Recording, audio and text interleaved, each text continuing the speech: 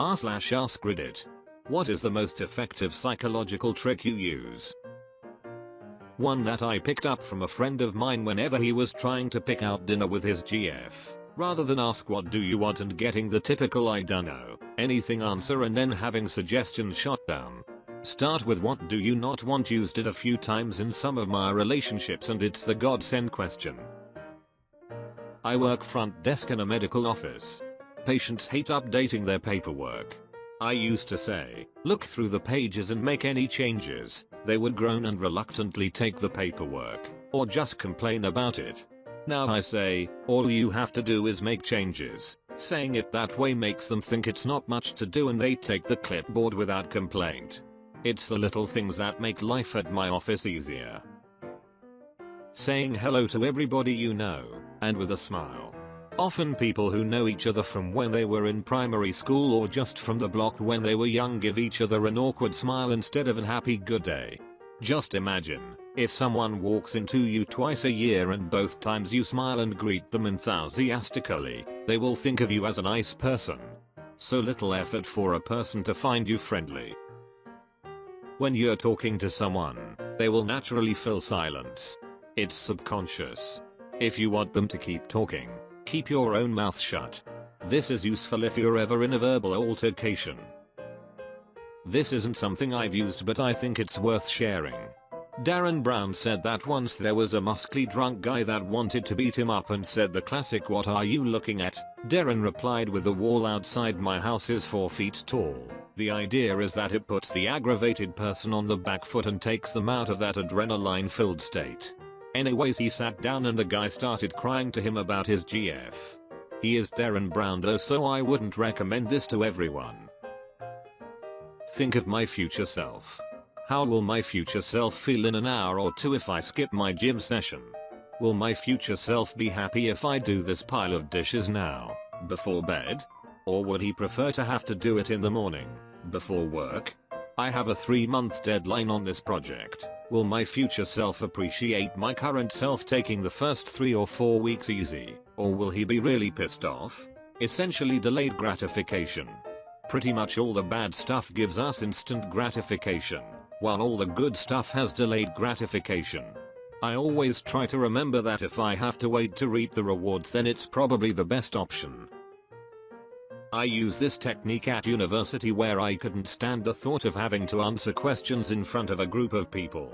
So if you find yourself in a group situation where someone, a leader, tutor, manager etc., is asking questions that must be answered and you want to avoid being picked so that you don't have to talk, then here is my tip.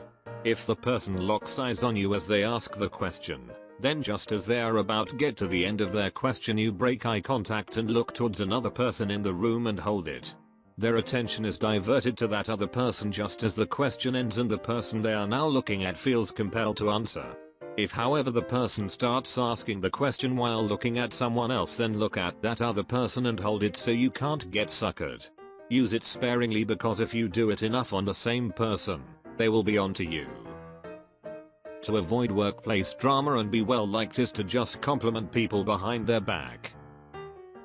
IDK if this is an actual thing or not, or maybe just distractions, but when I do something annoying or bothersome to my husband and he goes quiet, I wait a few minutes and then I ask him a seemingly innocent question, usually on the subject of how certain parts of a car works, or something mechanical. This gets him talking about the car thing and he rambles for like 5 minutes and then bam. He's happy again and not quietly brooding. I'll never tell him I do that because I'm afraid it won't work anymore if he knows about it. It's foolproof though, it works every single time, no matter how bothered he is. Set expectations low and blow people's minds with my mediocrity. Listening to someone without giving advice or pushing for more information typically nets me more information than being pushy for it. When somebody shy is speaking, if you look at them and nod your head it encourages them to keep talking. I'm a professional poker player. When I am in a pot with one other player, I often try to make them laugh when they are thinking about what to do. If you can get them to laugh, it sets them in a mood where they are unlikely to bluff. I talk a lot in general, it's very common to make jokes at the table even in hands. Music. Putting headphones in and playing the music that I know I'd want to hear if I was in the mood that I want to be in shifts me over to that mentally, and really helps when I need to calm down or when I need to feel happier.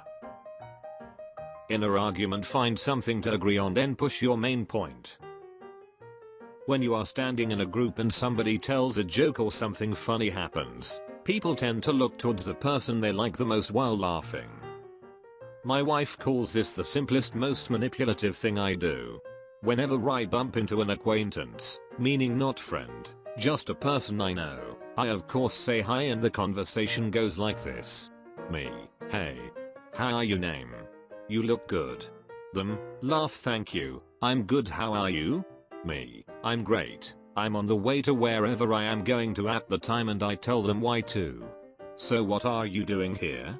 Them, go into same detail to tell me where they're going and why me. Alright, well I won't keep you up any longer than I have a good day name. It leaves people feeling good, takes away the awkwardness of cutting a convo short and it makes them want to leave. If someone says they have the hiccups, ask them to prove it 9-10 times. The hiccups will disappear. Having to summon a hiccup in order to demonstrate will trick your diaphragm into just not hiccuping. I've been able to twist it around on myself with some success as well, but it takes practice. You realize you have hiccups, then try to hiccup. Actively try to make yourself do another one. It'll stop.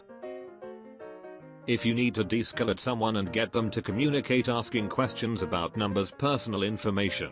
I work in emergency services. If someone is totally distraught and shut down, asking their phone number, address, SSN, birth date can pull them out of the emotional place and bring them back to a headspace where they can talk about what happened more easily.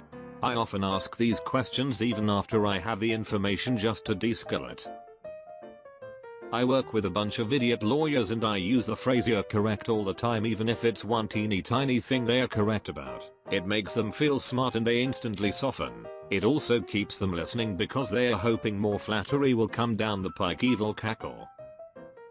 Thanking someone for a tray you want from them. Instead of telling a customer you're sorry for their wait, tell them thank you for your patience or understanding.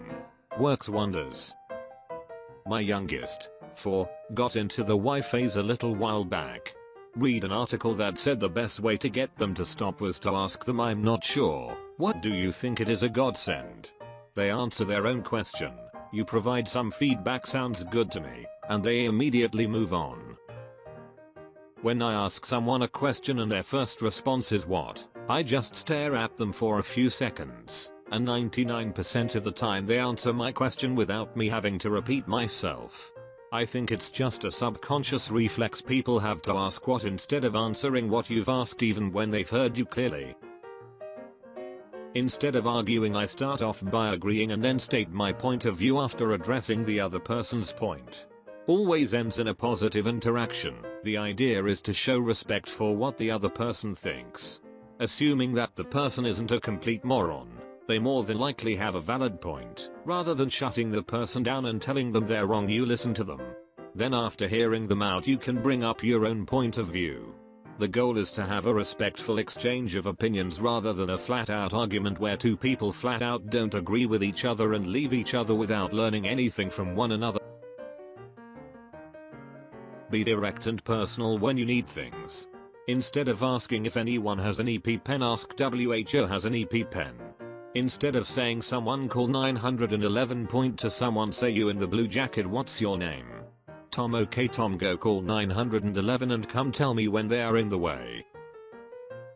Playing dumb gets you out of a lot, but not too dumb. I work as a creative director.